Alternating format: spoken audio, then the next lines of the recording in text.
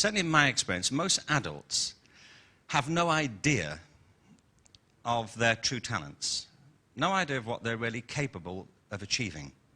Most adults, in my experience, kind of bump along the bottom. You know, they do something they feel perhaps more or less competent in, things they feel they need to do, but don't do it with any great passion or commitment or any great sense of fulfillment.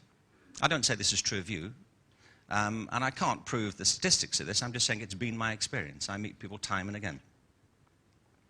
And yet I also meet people who absolutely love what they do and couldn't really imagine doing anything else. That when they discovered this thing, for them it was a turning point, and this is what their life has become. So I've long been interested in what the difference is and what makes the difference. And the book is therefore based on a whole series of interviews with people about how they got to be, so to speak, in their element. I heard myself saying this a lot, you know, that people do their best when they do something they love, when they're in their element. And I thought, well, what is it quite to be in your element? And I think it's two things.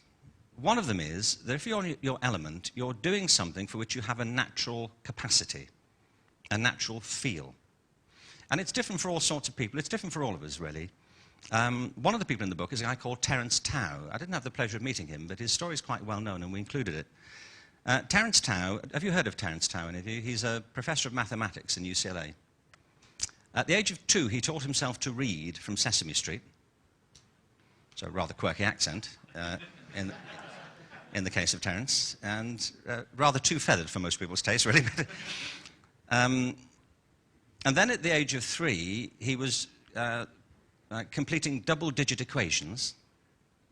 I don't know what they are, by the way, but he was doing it at 3. At the age of 8, he took a college entrance exam in mathematics and got 97%. At the age of 20, he got his PhD in maths, and at the age of 30, he got the Field Medal, which is equivalent to the Nobel Prize for Mathematics, and the MacArthur Genius Award. It's reasonable to say that Terence gets maths. You know?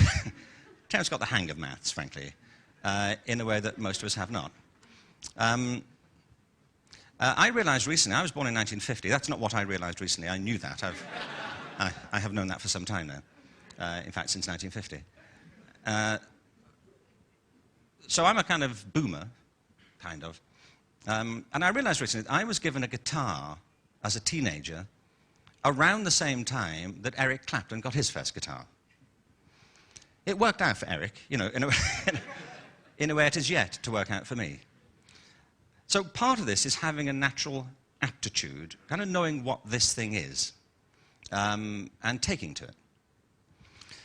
But being good at something, being naturally good at something, is not enough to be in your element, as I see it. To be in your element, you also have to love it. I know lots of people who are doing things they're good at that they don't greatly care for. They do it because they're good at it. I wrote a book in the 80s, and the editor who worked on the book is a wonderful woman. She used to be a concert pianist. And I was rather surprised by this when she told me, and I said, what happened? And she said she was giving a concert at the Purcell Room on the South Bank one evening. And at the end of it, the conductor took her for dinner and said, "You were great this evening." She said, "Thank you." He said, "But you didn't enjoy it, did you?" And she said, "How do you mean?" He said, "Well, you didn't enjoy it." She said, "What?" He said, "Well, playing. You didn't seem to enjoy it." She said, "Well, no, not really." And he said, "Well, do you enjoy playing?" She said, "No, not really." He said, "Well, why do you do it?" She said, "Well, because I'm good at it, I suppose." And he said, "You know, being good at something is not a good enough reason to do it." And she realized that what had happened was she'd spent her entire life meeting other people's expectations. You know, that she'd shown a precocious talent as a pianist. She went to a specialist music school. Then she went to the Royal College of Music, and then she did a Doctor of Music degree, and then she did and then she progressed to the concert platform. And she said nobody had ever really stopped to ask her, and she'd never stopped to ask herself why she was doing it, except that she was good at it. She just could. And said, and I realized when he put this to me that I'd never liked it. And at the end of that season, she said, I finished the season, finished my commitments, but I closed the lid of the piano, and I've never opened it since. She said, because I realized when I stopped to think about it that the thing I had always loved was books. Always. I loved writers, I loved being around writers, I loved the literary world, I loved reading, I loved writing when I could. So she said, I determined that I'd find a role in the literary world so I could be among the people I wanted to be with and do the thing I loved to do. And she said, I've never been happier. And I say this for several reasons. One is that I say it's not enough to be good at something, and this isn't just about the arts. Sometimes the arts trap people as much as anything else trap people. It's about finding the thing that resonates with you most fully. I've been asked a couple of things about the book. You know, they say, is the book about creativity? This book is not really about creativity, in my opinion. This is a book about diversity.